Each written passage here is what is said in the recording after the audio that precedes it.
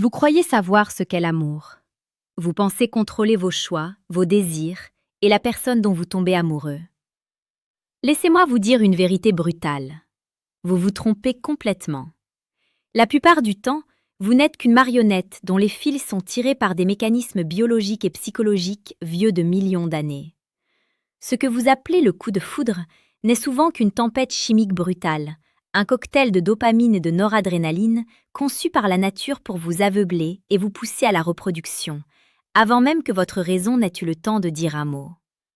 L'amour n'est pas une magie douce, c'est une force brute, une drogue puissante qui peut vous élever au sommet de l'extase où vous brisez le cœur en 1000 morceaux, vous laissant plus désemparé qu'un toxicomane en manque. Si vous ne comprenez pas ces mécanismes cachés, vous êtes condamné à errer dans le labyrinthe de vos relations, subissant vos émotions au lieu de les maîtriser.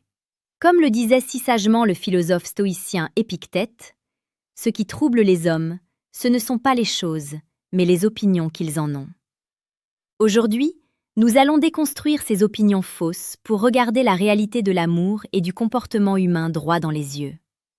Comprendre la psychologie derrière l'attraction, ce n'est pas tuer la romance, c'est s'armer pour la vivre avec une intensité et une lucidité inédites. C'est passer du statut de victime de vos pulsions à celui de maître de votre destin amoureux. C'est apprendre à naviguer sur l'océan tumultueux des émotions avec une boussole fiable.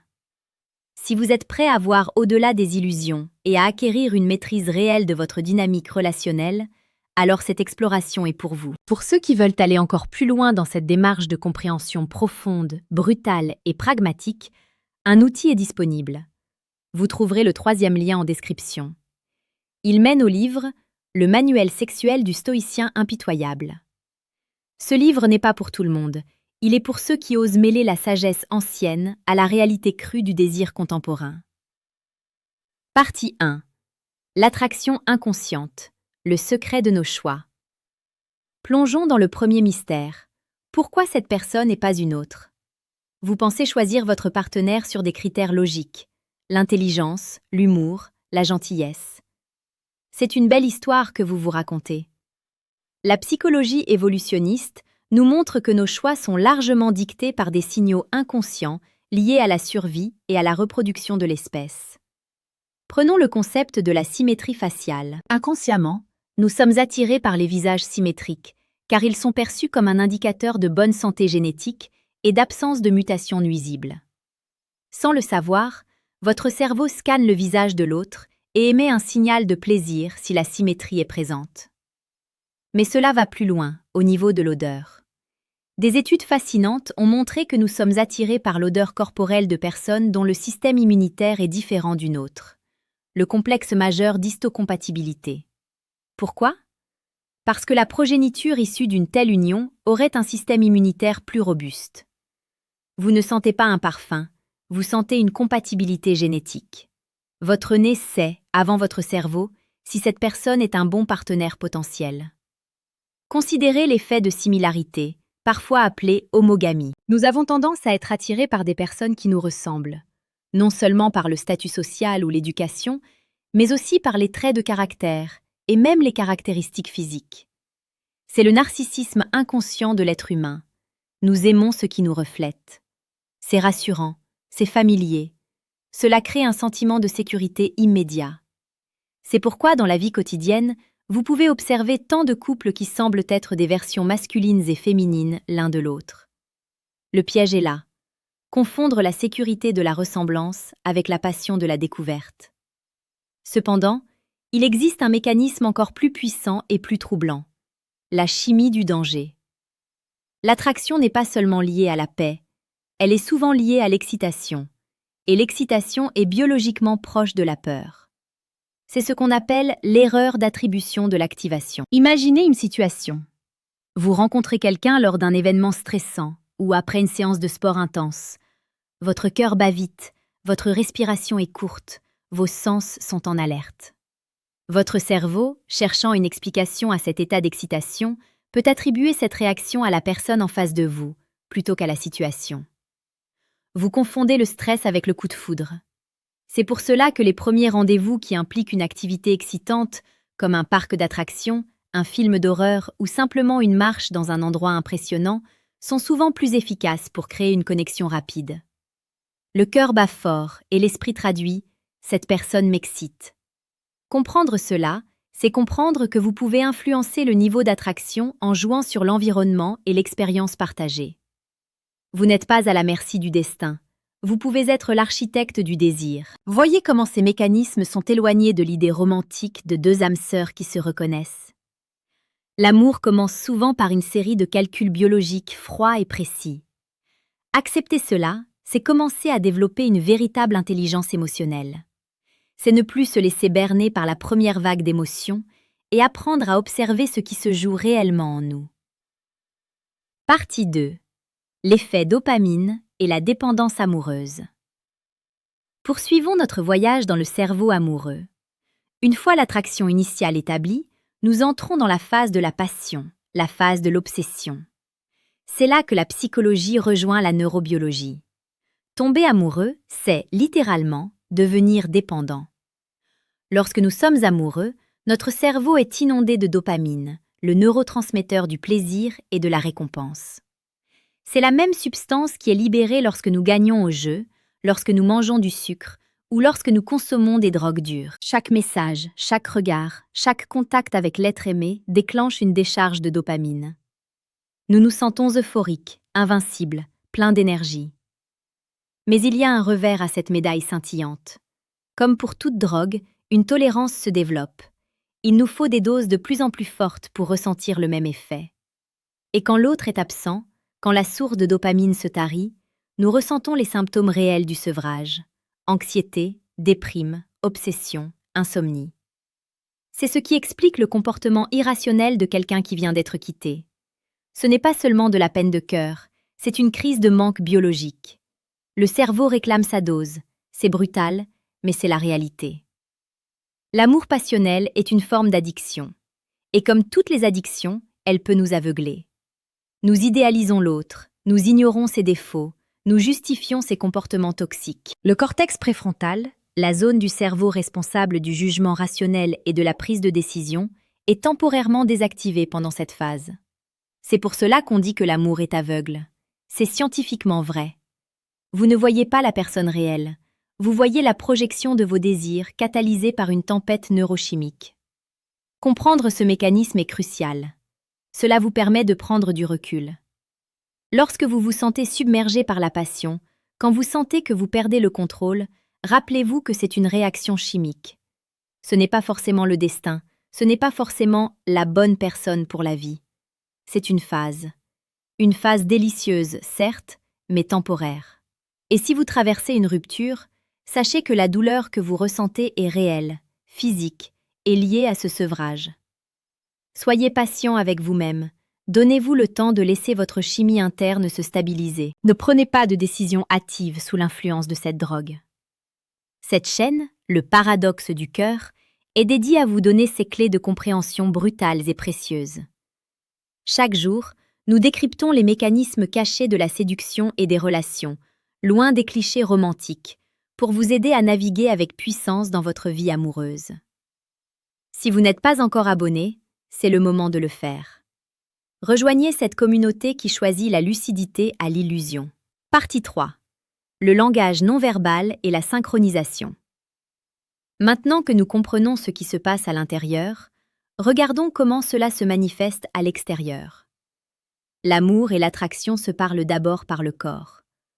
Plus de 90% de notre communication est non-verbale. Votre ton de voix, votre posture, vos gestes, vos micro-expressions faciales racontent une histoire bien plus authentique que vos mots. En séduction, le fait psychologique le plus fascinant est peut-être l'effet de synchronisation ou mirroring. Lorsque deux personnes se sentent connectées, elles commencent inconsciemment à imiter les gestes l'une de l'autre. Si vous vous penchez en avant, l'autre se penche. Si vous prenez une gorgée de votre verre, l'autre le fait quelques secondes plus tard. Si vous croisez les jambes, l'autre en fait de même. C'est un signal puissant envoyé au cerveau de l'autre. Je suis comme toi, je suis en phase avec toi, tu peux me faire confiance. C'est une danse inconsciente qui crée une boucle de rétroaction positive. Plus nous nous synchronisons, plus nous nous sentons proches, et plus nous nous sentons proches, plus nous nous synchronisons. Vous pouvez utiliser cette connaissance de manière consciente. Sans devenir un singe imitateur, vous pouvez subtilement adopter une posture similaire à celle de votre interlocuteur pour accélérer le sentiment de rapport. C'est une technique puissante, mais elle doit être utilisée avec éthique et subtilité. Le corps ne ment pas.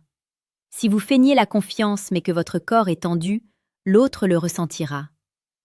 L'authenticité commence par l'alignement entre ce que vous ressentez et ce que votre corps projette.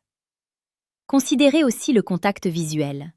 Il a un pouvoir hypnotique. Des études ont montré que maintenir un regard profond et prolongé avec quelqu'un peut induire des sentiments d'attraction et de proximité, même entre inconnus. Pourquoi ? Parce que le regard direct déclenche la libération d'ocytocine, l'hormone de l'attachement et de la confiance. Le regard est la fenêtre de l'âme, mais c'est aussi un outil puissant de séduction et de connexion. Un regard confiant, sans être agressif, peut faire chavirer un cœur bien plus vite que la plus belle des phrases. C'est un fait brutal. Le monde appartient à ceux qui osent regarder les autres dans les yeux. La séduction n'est pas un jeu de hasard, c'est une science du comportement. C'est la maîtrise de ces détails invisibles qui font toute la différence. C'est l'art de créer une atmosphère où l'attraction peut s'épanouir naturellement. Et pour ceux qui cherchent à maîtriser ces codes, à devenir non pas un manipulateur, mais un homme conscient et puissant dans ses interactions, il existe une voie. Vous pouvez télécharger le manuel brutal du séducteur stoïque en cliquant sur le deuxième lien en description. C'est un guide pour ceux qui veulent comprendre les règles du jeu pour mieux y jouer, avec honneur et efficacité. Partie 4. L'amour et la douleur, le paradoxe du cœur. Nous arrivons maintenant à la partie la plus profonde, la plus difficile, et peut-être la plus nécessaire de notre exploration. C'est le paradoxe ultime. L'amour est la plus grande source de joie, mais il est aussi la plus grande source de douleur. La psychologie nous enseigne que les zones du cerveau qui s'activent lorsque nous ressentons de la douleur physique sont les mêmes que celles qui s'activent lorsque nous vivons un rejet amoureux ou un chagrin d'amour. La peine de cœur n'est pas une métaphore, c'est une réalité neurologique. Vous avez mal au cœur, vous avez mal au corps, parce que votre cerveau traite la perte de l'être aimé comme une blessure physique. Pourquoi la nature a-t-elle conçu un système aussi cruel ? Parce que nous sommes des animaux sociaux. Notre survie a longtemps dépendu de notre capacité à former des liens forts et durables. La douleur du rejet est un mécanisme d'avertissement puissant. Tu es en train de perdre ta connexion au groupe, ta survie est menacée. C'est une alarme biologique destinée à nous pousser à réparer le lien ou à en trouver un nouveau au plus vite. Mais nous ne sommes pas seulement des animaux, nous sommes des êtres doués de raison. Et c'est là que la philosophie stoïcienne et la psychologie moderne se rejoignent pour nous offrir une voie de salut. Le problème n'est pas de ressentir la douleur est inévitable. Le problème est la souffrance que nous ajoutons à cette douleur par nos pensées. Nous ressassons le passé, nous imaginons un futur catastrophique, nous nous blâmons, nous nous sentons victimes. Nous transformons une blessure temporaire en un tourment éternel. Le comportement humain face à la douleur amoureuse est souvent destructeur. Nous essayons de fuir, de nier ou de nous accrocher désespérément à ce qui n'est plus. La sagesse consiste à accepter la douleur comme une part de l'expérience humaine, à l'observer sans jugement et à se concentrer sur ce qui dépend de nous, notre réaction, notre reconstruction, notre avenir. L'amour est un risque. C'est le risque le plus noble et le plus beau que vous puissiez prendre. Accepter ce risque, c'est accepter la possibilité de la douleur. C'est le prix à payer pour l'extase de la connexion profonde. Ne fuyez pas l'amour par peur de souffrir. Apprenez à être fort pour aimer avec courage, en sachant que quoi qu'il arrive, vous avez en vous la ressource pour vous relever. C'est le message au cœur du paradoxe du cœur. Comprendre la complexité, la brutalité, mais aussi la beauté de nos émotions pour vivre une vie plus intense et plus authentique. Chaque jour, nous explorons ces thèmes pour vous donner les outils de votre propre maîtrise. N'oubliez pas de vous abonner pour ne rien manquer de cette quête de vérité et de puissance personnelle. Partie 5. La transformation de l'amour, de la passion à l'attachement. Enfin, le dernier fait psychologique que vous devez comprendre pour bâtir une relation durable est la transformation inévitable de l'amour. La phase de passion dopaminergique que nous avons décrite ne dure pas. Elle ne peut pas durer. Le cerveau ne pourrait pas supporter un tel niveau de stimulation indéfiniment. En général, cette phase dure entre 6 mois et 2 ans. Ensuite, la chimie change. Le niveau de dopamine baisse et d'autres hormones prennent le relais, l'ocytocine et la vasopressine. Ce sont les hormones de l'attachement, de la confiance, du calme et de la sécurité. C'est là que beaucoup de couples échouent.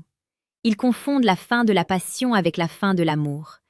Ils pensent que parce qu'ils ne ressentent plus les papillons dans le ventre, ils ne sont plus amoureux. C'est une erreur fondamentale. C'est simplement que l'amour se transforme. Il passe d'une tempête de désir à un océan de complicité. C'est un amour plus profond, plus stable, plus conscient.